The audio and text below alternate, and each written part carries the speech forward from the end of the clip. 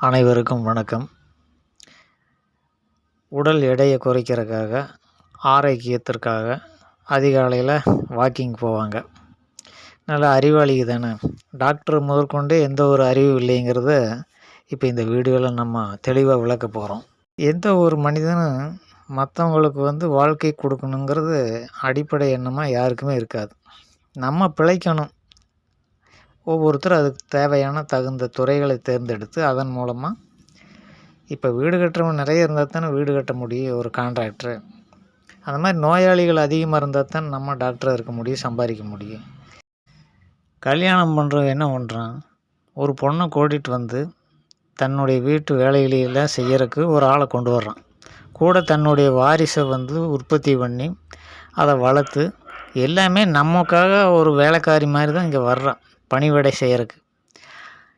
என்ன விஷயம்னா, வரதட்சணை போட்டு பணிவிடை செய்கிறவங்களுக்கு நம்ம தான் காசு கொடுக்கணும். அவங்க அப்பனுக்கு பொண்ணை கொடுறான்னு போட்டு மாப்பிள்ளைக்காரன் தான் காசை கொடுத்து வாங்கிட்டு வரணும்.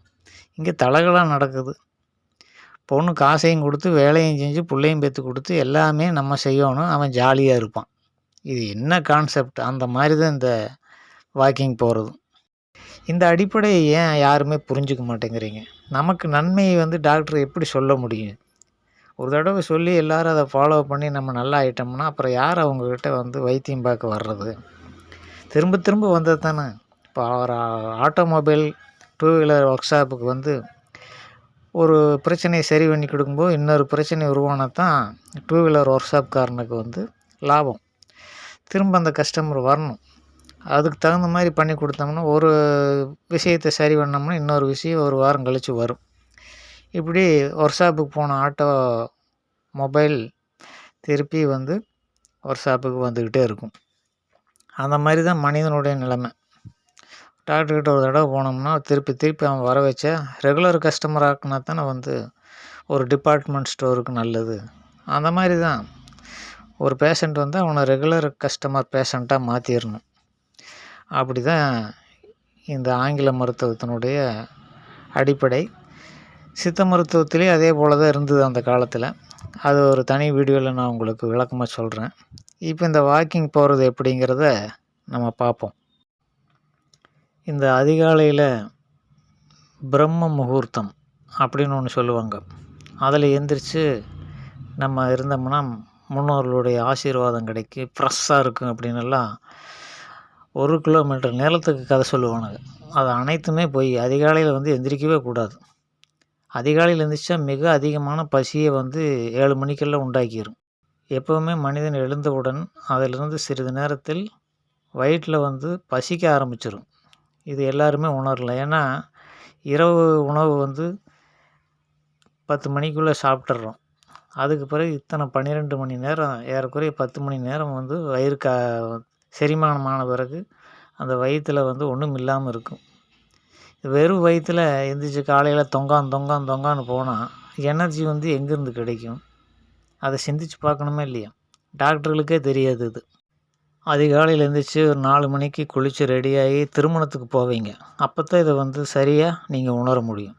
திருமணத்துக்கு போகணும், எப்படா தாலி கட்டுவான், இல்லைன்னா எப்போ அந்த மோதிரம் மாற்றுவான், நம்ம சாப்பிடுவோங்கிற அப்படி பசிக்கும். அதுக்கு காரணம் 4 மணி 3 மணிக்கு எந்திரிச்சு குளிச்சுட்டு கிளம்பி இந்த ஃபங்க்ஷனுக்கு வரும்பொழுது ஒரு குறிப்பிட்ட 1 மணி நேரத்துக்குள்ளே அது சரியான பசி எடுக்க ஆரம்பிச்சிடும். இதுதான் உடம்பில் நடக்குது. ஏன்னா இரவு முழுக்க இடைவெளி அதிகம். உணவு இடைவெளி 10 மணிக்கு சாப்பிட்ருப்போம், 9 மணிக்கு சாப்பிட்ருப்போம். அதிகாலையில் அதனுடைய இடைவெளி அதிகமாக இருக்கிறதுனால பசி உடனே அது தோணும். அப்போ என்ன ஆகுன்னா, சாப்பிட்லைன்னா மிகவும் டயர்டாயிரும். இப்போ ஏற்கனவே உடம்புல எனர்ஜி இல்லாமல் இருக்குது. அதெல்லாம் வாக்கிங் போயிட்டுருப்பாங்க. அது எங்கே போவாங்க? மவுண்ட் ரோடு மாதிரி நல்லா வண்டி வாகனங்கள் போகக்கூடிய இடங்கள். சின்ன நகரங்களில் கூட அப்படித்தான் மெயின் ரோட்டில் போயிட்டுருப்பாங்க. அந்த வண்டி வாகனங்கள் வெளியிடுகிற கார்பன் மோனாக்சைடு அதை சுவாசிச்சா என்ன ஆகும்? தலை சுற்றல் ஏற்படத்தான் செய்யும். ஏற்கனவே உடலில் எனர்ஜி இல்லாமல் வாக்கிங் போகிறது தவறு. அதில் வேறு கார்பன் மோனாக்சைடை சுவாசிக்கிறது அதில் விட மிகப்பெரிய கேடு. இது ஆரோக்கியத்தை தரும்ட்டு எவன் சொன்னதுன்னு தெரியல, எனக்கு புரியலையாப்பா. மற்றவனுங்க எல்லாம் சொல்கிறத நம்புங்க. அடிப்படையிலேயே இது வந்து ஒரு அறிவு கெட்டத்தனமாக தான் இருக்குது அப்படிங்கிறது என்னுடைய கருத்து. காலையில் வந்து அந்த பசியோட உடம்புல எனர்ஜி இல்லாமல் ரொம்ப சிரமப்பட்டு இந்த இருதய நோய் உள்ளவர்களெல்லாம் காலையில் வாக்கிங் போகவே கூடாது. அது மிகவும் தலை சுற்றலை ஏற்படுத்தும். அதே போல் இந்த கார்பன் மோனாக்சைடு எப்படி இருந்தாலும் சின்ன சின்ன குறுக்கு சந்துகளில் கூட ஒரு மலை பிரதேசங்களில் செய்ய வேண்டியதை வந்து நகரங்களில் செய்கிறது எவ்வளோ பெரிய முட்டாள்தனம். வாக்கிங் என்பது இரவு மாலை வேளைகளில் தான் அதை செய்யணும். அப்போ என்ன ஆகுன்னா உடம்பு வந்து மத்தியானம் சாப்பிட்டதனுடைய எனர்ஜி இருக்குது உடம்புல. நம்ம வாக்கிங் போயிட்டு அதுக்கு பிறகு நல்ல டயர்டானோடனே நல்ல தூக்கம் வரும். இப்போ காலையில் வாக்கிங் போனால் ஆஃபீஸில் போய் தூங்கிட்டு இருப்பானுங்க. பெரும்பாலும் தூங்கும் மூஞ்சிகளாக இருக்கிறதுக்கு காரணமே இந்த வாக்கிங் போகிறவங்க தான். உடம்பை குறைக்கிறேன், டாக்டர் சொன்னான், அவன் சொன்னான், இவன் சொன்னான்னு போயிட்டு மேற்கொண்டு ஆஃபீஸில் போய் தூங்கி இன்னும் எடை தான் கூடும், ஒன்றும் குறையாது.